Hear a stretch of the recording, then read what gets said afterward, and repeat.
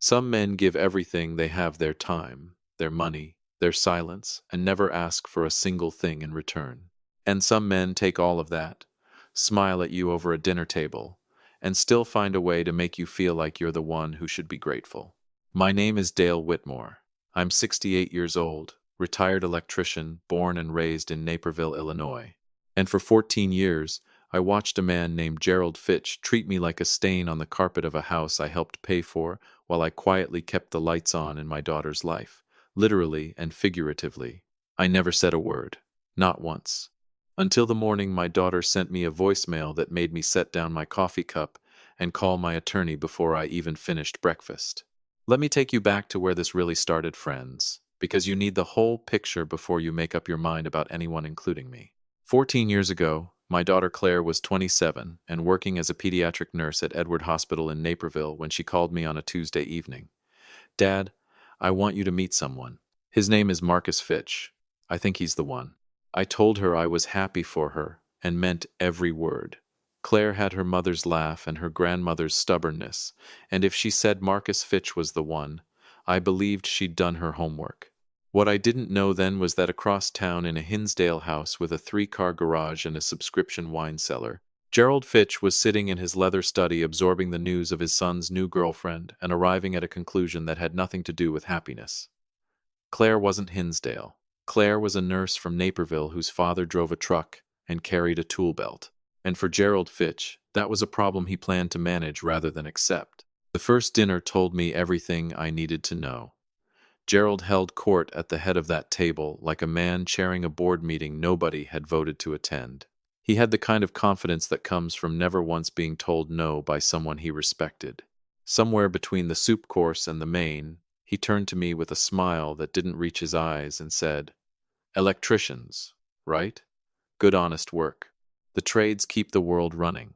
Said it the way you'd say it to a child who just showed you a finger painting. Then he swiveled back to Marcus without waiting for my response, as if he'd already checked me off a list and moved on. His wife, Pamela, was more subtle about it. She had this habit of asking Claire questions at the table: career plans, future plans, what kind of neighborhood they were hoping to settle in, and angling every question so the answer would somehow illuminate what Claire lacked. Not cruel, just precise, like a scalpel dressed up as a spoon. I used to drive home from those dinners on Route 83 with the windows down and talk to my late wife Carol in the passenger seat. Carol, that man wouldn't know a real day's work if it rewired his whole house. I could almost hear her tell me not to let it get under my skin. But here's what nobody understood about why I kept showing up and swallowing every dismissal Gerald Fitch threw my way. It wasn't weakness. It was math. Claire adored Marcus, and Marcus, whatever his flaws, genuinely loved her. The last thing my daughter needed was her father picking fights with her father-in-law and forcing her to play referee for the rest of her marriage. So I kept quiet. I passed the dinner rolls. I smiled at Gerald's jokes, and I kept building. 3 years into their marriage, Claire and Marcus bought a house on Clarendon Drive in Westmont, a nice colonial, good school district, the kind of place you picture when you think about starting a real life. They had stretched every dollar they had to make the down payment. When Marcus's company restructured and his income dropped, and the house started showing its age all at once: aging electrical panels, a roof that had seen one too many Illinois winters, a basement that flooded every spring like it had a schedule. Marcus mentioned it one Sunday when he stopped by my garage.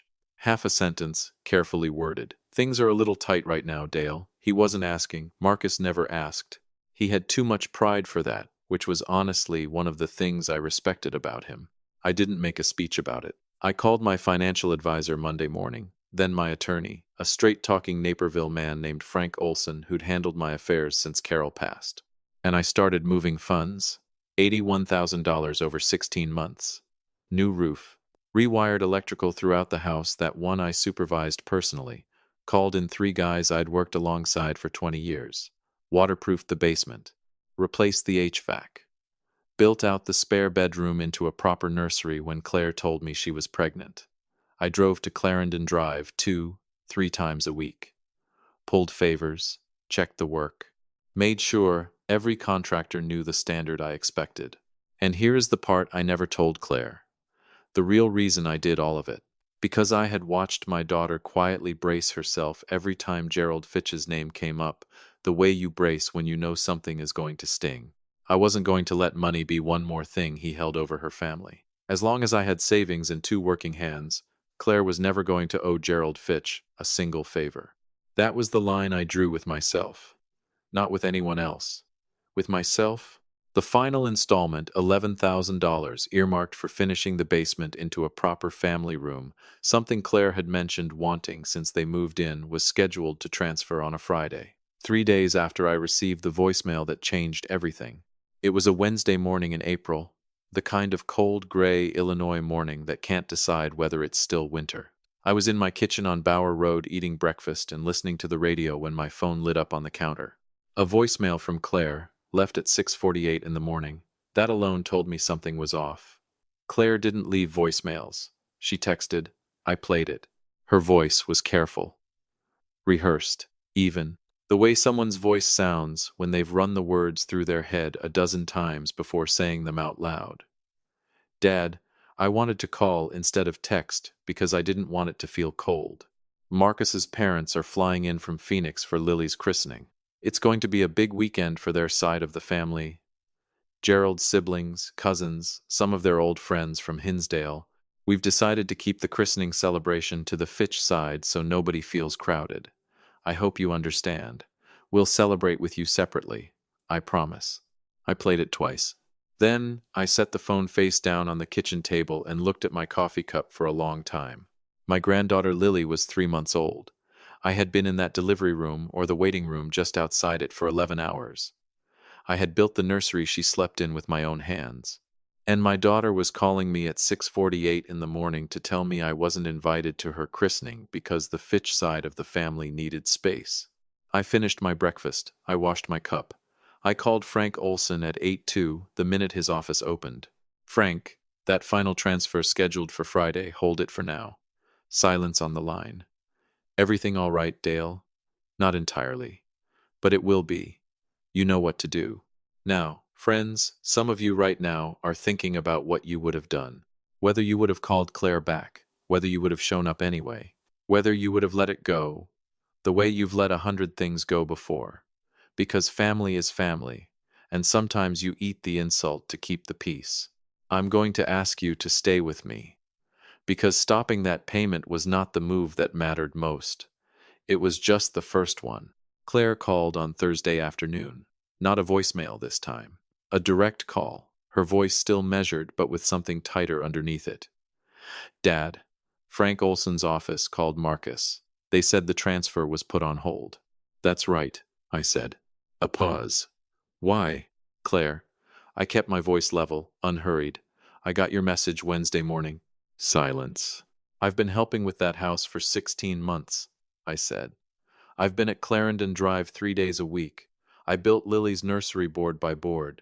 And I'm hearing at 6:48 in the morning that there's no room for me at my granddaughter's christening because the Fitch family needs space. Dad, it's not like. I'm not angry, I told her, and I meant it. But I've decided that if there's no room for me at your table, there's no reason for my money to be under your roof. That's not a threat. It's just logic. She was quiet for a long moment. Then she said, Gerald is going to be upset. And I almost laughed. Because there it was, 14 years of dinner tables and polite dismissals distilled into one sentence. Not, I'm sorry, Dad. Not, you're right. Just Gerald is going to be upset. I imagine he will be, I said. Have a good afternoon, sweetheart. I hung up and stood at my kitchen window, looking at the backyard where Carol's garden used to be, the one I still planted every spring the way she showed me, and I felt something I hadn't felt in a long time. Still. Not empty. Still. What happened next, I want you to pay close attention to. Because this is where the curtain started coming down. Gerald Fitch called Marcus the same afternoon Claire called me. Marcus told me later, almost word for word, how it went. Gerald's voice carrying that big, reassuring tone he used when he wanted to demonstrate his superiority over a situation. Son, I'll handle this. I'll cover the basement project. Tell Dale his help isn't needed anymore. Big voice. Absolute confidence. The kind a man uses when he wants everyone watching to see him ride in on a white horse. That confidence lasted less than a week. Marcus waited. Gerald sent a text about a minor delay with his investment accounts.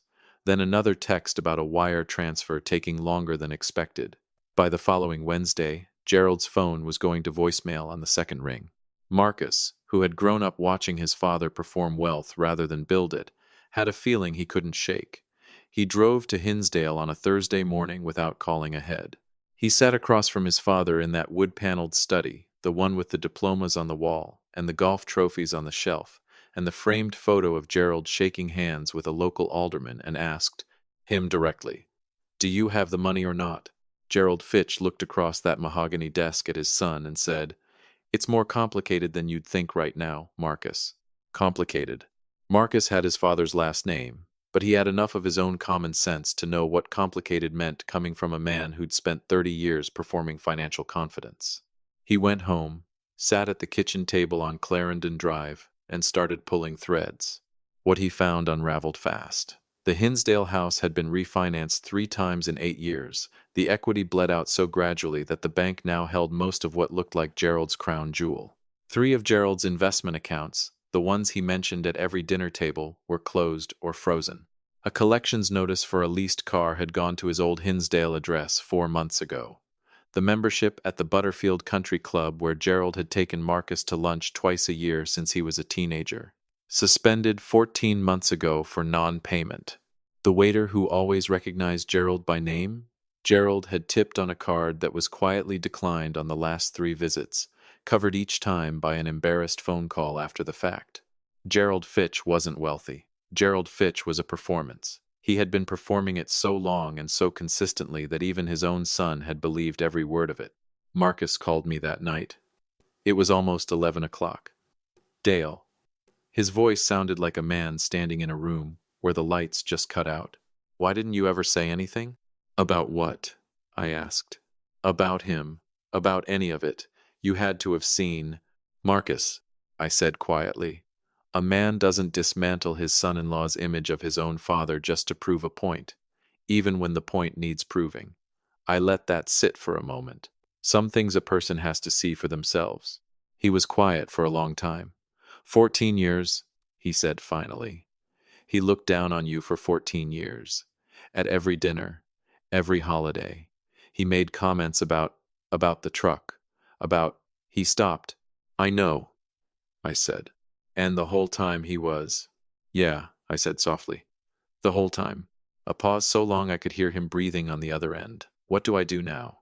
And that question, raw, no performance in it, just a man genuinely asking, was the most honest thing Marcus Fitch had ever said to me in 14 years. "Nothing tonight," I told him. "Get some sleep. We'll figure out the rest." Meanwhile, I had already sat down with Frank Olson. Frank is the kind of attorney who charges for precision, not for conversation. He spreads his papers, he reads everything twice, and he doesn't offer opinions until he's looked at all the angles. He looked at me over his reading glasses on a Thursday morning in his Naperville office and said, "Dale, when you co-signed on that Clarendon property to help secure their financing, your name went on the deed as a secured party. You carry liability, but you also carry legal standing. If you wanted to initiate a partition action, you have the grounds to do it. A preliminary notice alone would be enough to force a conversation." I sat with that. I didn't want to force a sale. That was never what this was about. Lily slept in a nursery I built in that house. But I also wasn't going to remain financially and legally attached to a property where I'd been asked to stay home so the right family could celebrate without me. "Draft the preliminary notice," I told him. "Don't file it publicly yet. Just send a copy to Marcus and Claire so they understand I'm serious about protecting my interest." What happened when that notice arrived at Clarendon Drive, I am told, was something to behold. Claire called her mother. Her mother called Gerald. And Gerald, the man who had spent 14 years treating me like a footnote in his family's story, put his fist through the drywall in that wood-paneled study, right next to the diploma on the wall. I heard about it secondhand, and I will admit to you, friends, I allowed myself one small, quiet smile. Neighbors on Clarendon Drive had already started talking. A stalled renovation is not a quiet thing. The materials I'd ordered for the basement project were sitting in the garage. Contractors who'd been scheduled had been stood down. In a neighborhood like Westmont, People notice when a job stops. People ask questions. And the story of why a grandfather who helped fund the whole house, told to stay home from the christening, traveled the way neighborhood stories do, over backyard fences and at school pickup and in the parking lot outside the grocery store on Ogden Avenue. The image Gerald had carefully maintained, the successful patriarch from Hinsdale, the man of means with the wine cellar and the country club table, was dissolving in a town he didn't even live in, one coffee conversation at a time. That's when Lily's christening happened without me. I want to be honest with you about that day. I'm 68 years old. I have buried a wife. I have worked with my hands in all weather for 41 years. I thought I was past the age of being surprised by the things that could still hurt me. That Sunday morning, I put on a good shirt, drove to a diner on Washington Street, ordered eggs and coffee, and ate alone. Not because I had to, because I chose to. Because I was not going to stand in the back of a room where I'd been told I didn't belong and pretend it was my idea. I drove home, changed my shirt, and went out to the garage. Built a toy chest from oak I'd had sitting in the corner for 2 years. Built it for Lily, though she was too young to know it yet. I measured twice and cut once, the way my father taught me. And I thought about what Carol would have said, something sharp, probably. Something that would have made me laugh in spite of myself. Marcus showed up at my door on a Monday morning 2 weeks later. Not a text, not a call. He knocked. Hard, urgent. The knock of a man who's been rehearsing something the whole drive over. I opened the door, and he was standing on my porch in a gray fleece, jaw tight, eyes tired in a way that went past one night's bad sleep. Dale, he exhaled the word. I owe you more than I know how to say. I stepped back. Come in, Marcus. He came in. I poured him coffee without asking. We sat at the same table where Carol and I had paid bills and eaten Sunday breakfasts, and talked about Claire growing up. I looked at my son-in-law and I saw something I hadn't seen before. A man who had finally taken off his father's suit and didn't know yet what to wear instead. The notice Frank sent, he said. I understand why you did it. Do you? He nodded. Slowly. You weren't making a threat. You were making sure I knew you were serious. I was making sure you knew I had a stake in that house that I earned, I said. Not just financially. I was there 3 days a week, Marcus. I was the one who found the wiring problem in the kitchen before it became a fire. I was the one who drove to the supplier in Bolingbrook on a Saturday morning to match the right roofing material. I paused. And I was the one who didn't get a seat at my granddaughter's christening. He didn't look away. I respected that. My father convinced Claire it would be smoother, he said quietly. Less tension. I let him. He stopped. I let him for 14 years. That last sentence cost him something. I could see it. Marcus, I said. I never blamed you, but I'm also done pretending that silence and money make me welcome somewhere I'm not. He nodded, stared at his coffee, then looked up. What do I need to do? Nothing dramatic, I said. Just be the man I think you actually are, the one Claire married, not the one your father needed you to perform. He left an hour later, engine running in the driveway, but slower when he backed out. I stood at the kitchen window and watched him go and felt something shift. Not resolve, not relief, just the particular quiet of a man who has finally been heard. Now the final transfer.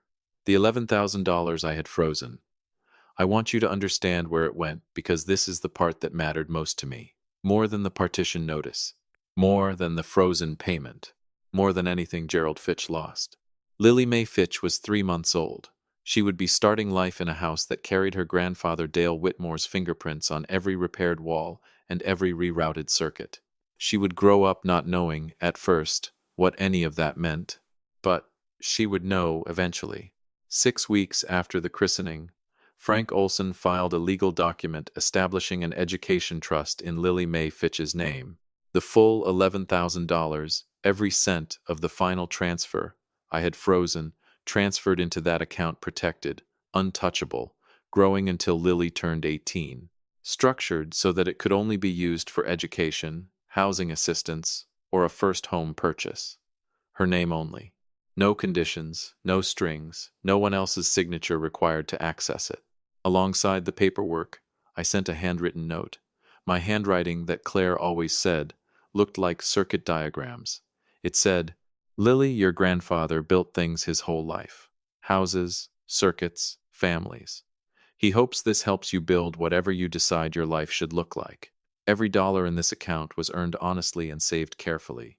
It belongs entirely to you. Use it when the time is right. All my love, Grandpa Dale. Claire called me 20 minutes after Marcus showed her the documents. She didn't say hello. She just said, Dad. And the way she said it carried 14 years of things neither of us had ever quite found the words for. The christening, she started. Claire, no, let me. A breath. I made a choice that morning. I told myself it was about keeping peace. I told myself it was temporary. I told myself you'd understand. Her voice broke on the last word, just slightly. But I knew when I was recording that voicemail that I was doing something I couldn't take back, and I did it anyway. I was quiet. I'm sorry, Dad. Not a polite sorry, a real one. She paused. You built Lily's room. You built her a future before she was old enough to ask for one. And I told you to stay home. I know, I said. I don't have an excuse. I just... She stopped. Started again. I spent 14 years watching my dad and my father-in-law in the same room, and I always chose the path that caused the least friction. I told myself that was love. Quiet. It wasn't love. It was cowardice. My daughter was 41 years old, standing in a kitchen I had helped rebuild, and she was the bravest I had ever heard her sound.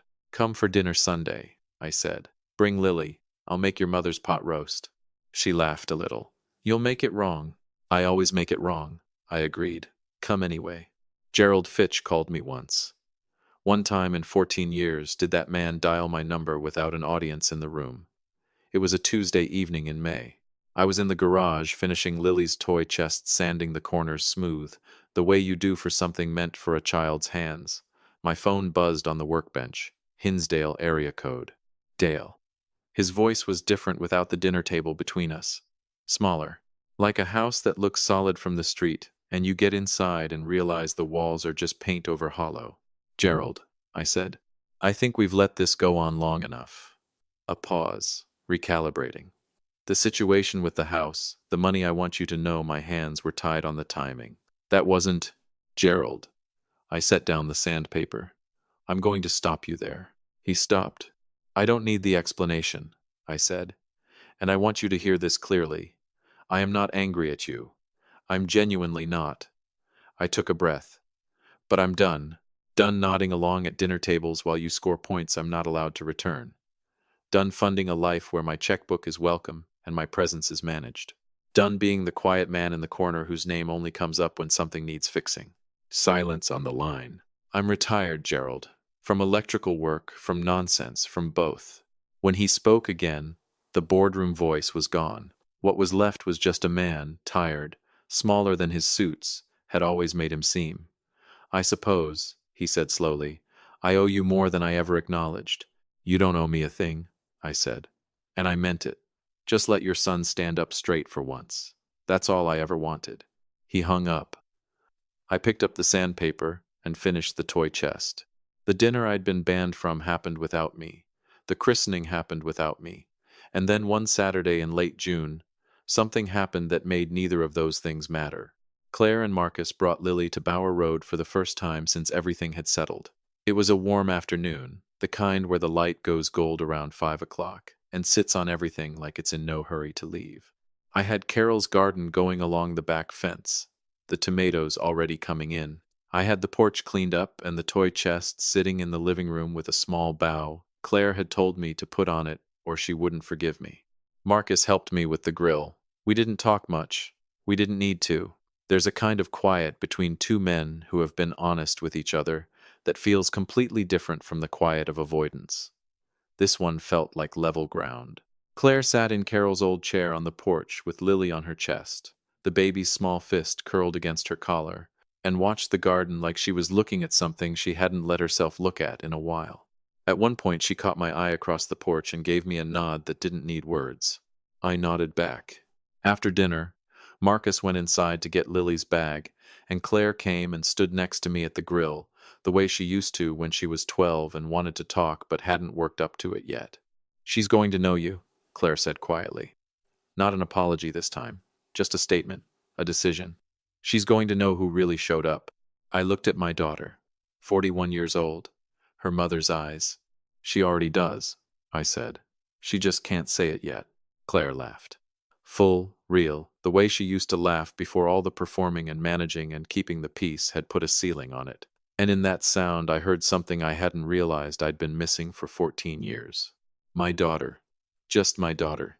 Gerald and Pamela Fitch, I'm told, are managing a quieter life in Hinsdale these days. The big dinners have stopped. The country club table isn't available anymore. The luxury car in the driveway was replaced by something sensible, leased under a new arrangement.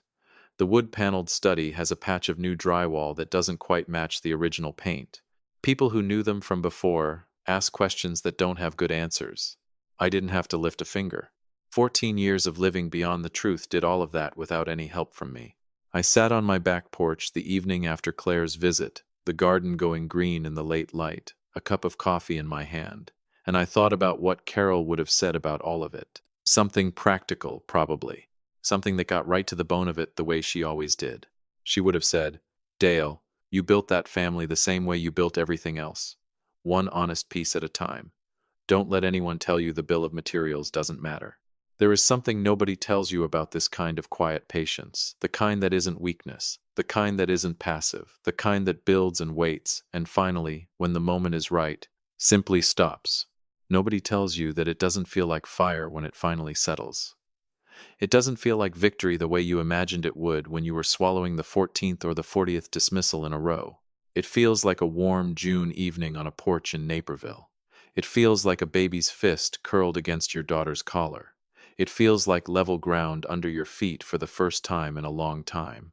I'm Dale Whitmore, 68 years old, retired electrician, widower, grandfather. And I will tell you something I know for certain after a lifetime of working with my hands. The most important thing a man can build isn't a house, it isn't a bank account, it isn't even a reputation, though God knows Gerald Fitch spent a fortune trying to buy one. The most important thing a man can build is something true, something that holds weight, something that doesn't need a performance, because it was real to begin with. Gerald Fitch funded an illusion for 30 years and ended up living in the rubble of it. I built a family. And on that Saturday afternoon on Bower Road, watching my daughter laugh and my granddaughter sleep and my son-in-law stand a little straighter than I'd ever seen him stand before, I understood something Carol had been trying to tell me the whole time. The truth doesn't need to be loud. It just needs to last. If this story meant something to you, friends, I hope you'll hit that like button and leave a comment below. Tell me where you're watching from. And make sure you're subscribed because I'll see you on the next one.